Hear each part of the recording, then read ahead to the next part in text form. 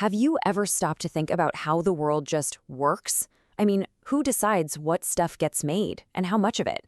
It can seem pretty chaotic, right? Well, it turns out a Scottish philosopher from over 250 years ago had some incredible ideas that explain the hidden logic behind our modern world.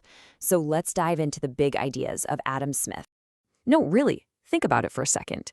There isn't one big boss, no single person telling every single company what to make.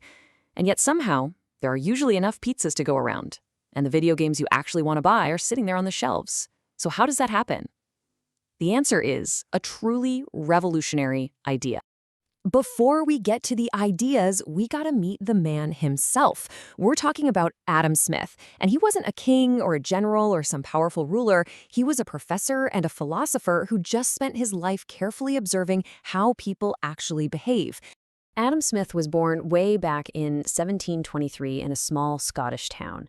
And being in a trading town, he was always watching people, watching the butchers, the brewers, and the bakers go about their day. And it was these simple, everyday observations that led to the world-changing conclusions he published in his famous book in 1776. All right, so what was his biggest, most famous idea? It's something he called the invisible hand. Now, it's not some kind of magic force, don't worry. It's actually a really powerful metaphor for how the economy can organize itself almost automatically without anyone needing to be in charge. So here's the core of it. Smith realized that when we all work to improve our own lives, to benefit ourselves, we often end up creating benefits for everybody else totally by accident. It's as if a hidden, an invisible hand is guiding all our individual ambitions toward a good outcome for the whole community.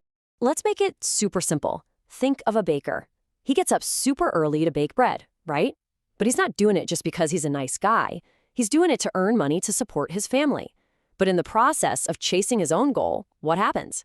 He provides delicious, fresh bread for his entire neighborhood. He helps himself, and by doing that, he helps everyone else. Okay, so the invisible hand isn't magic. It's actually powered by a few key parts of human nature that all work together in what we call a free market. Let's break down exactly how this engine runs. First up is self-interest. Now, when you hear that, you might immediately think of greed or being selfish, but that is not what Smith meant at all. He saw it as our natural human drive to make our own lives better. It's not about being greedy, it's about being self-sufficient, and that drive is what motivates us to get things done. A shoemaker isn't just giving away shoes for free, right? He makes them so he can earn a living. But here's the brilliant part. To be successful, to get people to actually buy his shoes, he has to make good ones. They have to be comfortable and well-made. So his own self-interest in making money leads directly to a better product for all of us. But wait a second. If everyone is just looking out for themselves, what stops that shoemaker from charging, $1,000 for one pair of shoes? Well, the answer is a little thing called competition, and it's like the great referee of the free market. Think about it.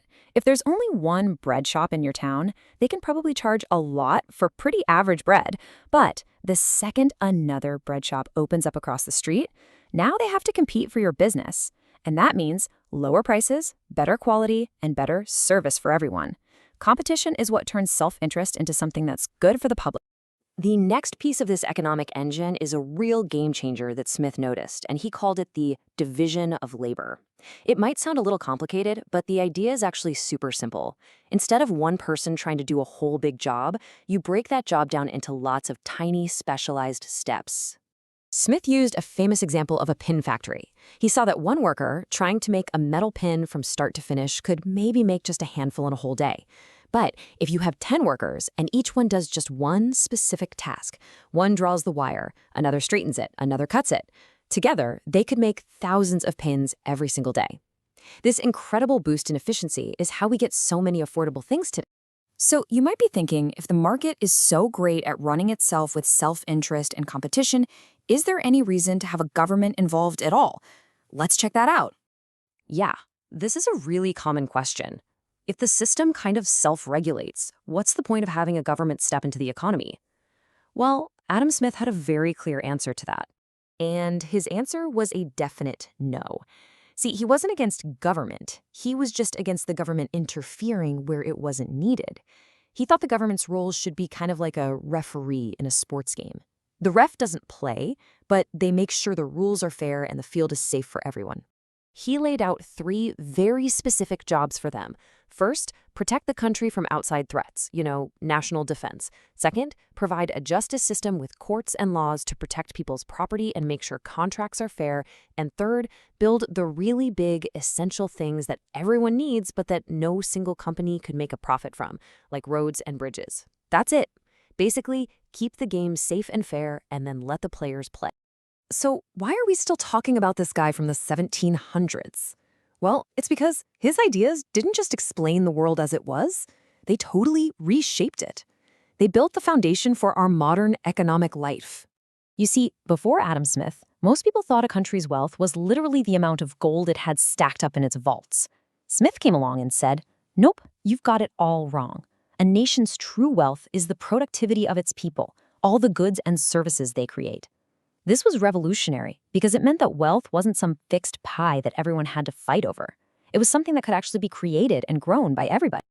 The year his masterpiece, The Wealth of Nations, was published, 1776, is one of the most important dates in history. It wasn't just the year of the American Revolution. It was the year of an economic revolution that completely changed how leaders thought about how to create prosperity. Because his work basically provided the blueprint for a free market system, Adam Smith is widely known today as the father of capitalism. His ideas on self-interest, competition, and free trade became the guiding principles for many of the world's most successful economies. And that brings us to our final big question. The world has changed a lot since 1776. We have giant global corporations, the internet, and really complex challenges like climate change that Smith could have never possibly imagined. So how well do his core ideas, the invisible hand and free markets, still apply to our modern world? Well, that's something really worth thinking about.